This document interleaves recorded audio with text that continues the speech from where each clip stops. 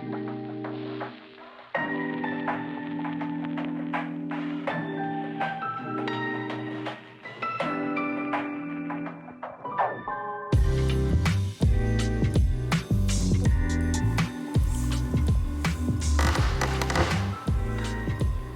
everybody, we're going to use my Isasink.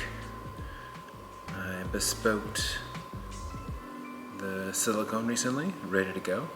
And in this video we'll also be using this, which is halfway empty. People are loving it. Spackle knife. And a hammer. Alright.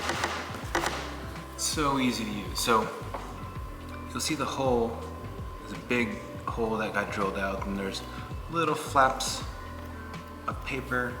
If we spackle over that, it's gonna be bumpy. So we're gonna use the round part of the Isasink. This is a giant hole, and we're gonna do a special fill on it. So I'm gonna plant it right in the middle to start. I'm gonna smooth the edges. Just try to roll the whole thing gently in. You don't want it too thick. You don't want it too deep, because then it'll be a lot of spackle to fill your hole. You just need a little depression.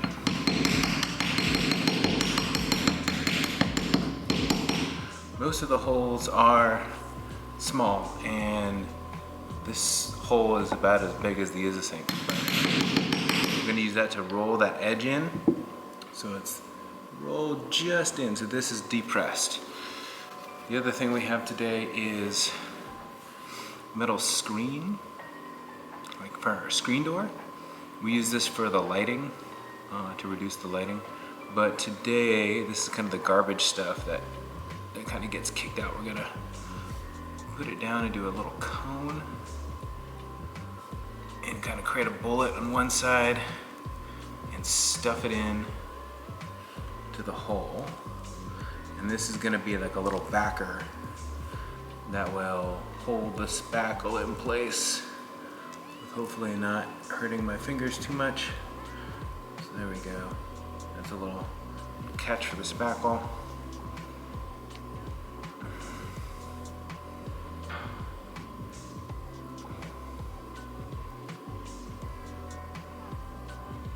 Give it a little push on the tip to balloon it out a little bit, and that'll help it expand without just pushing all the way in. I'm gonna push that in just under the surface, and that's gonna catch the spackle. The other thing is, if you have a big hole, you can put a little wooden dowel on there and glue it in, which is a nice technique. All right, so I'm gonna put a little spackle right there. A little spackle right there. Now, because we depressed it with the Isasink, that spackle sat right into the hole and sat in lower.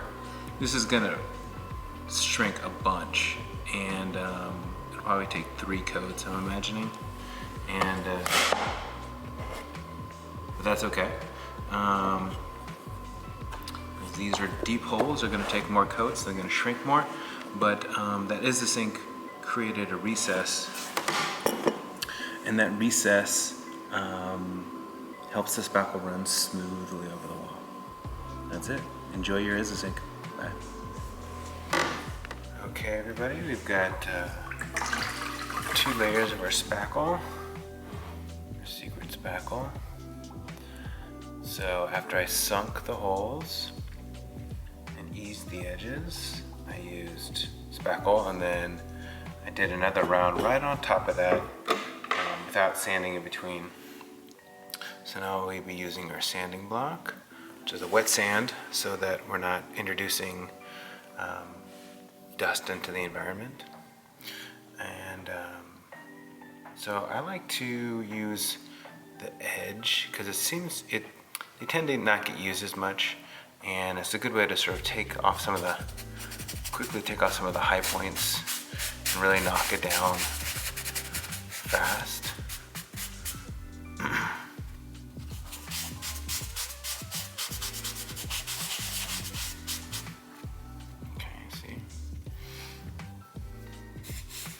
Now it's getting soft because I've wet it, so now you don't want to be too aggressive here.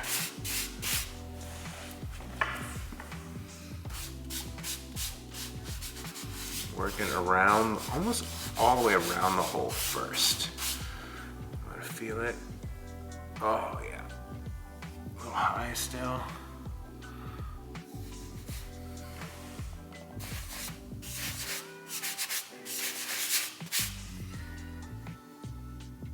Okay, beautiful, beautiful. So we sunk the holes so the little paper bits didn't come through. And now I use the wet sand, take off the outsides, work our weight in the middle.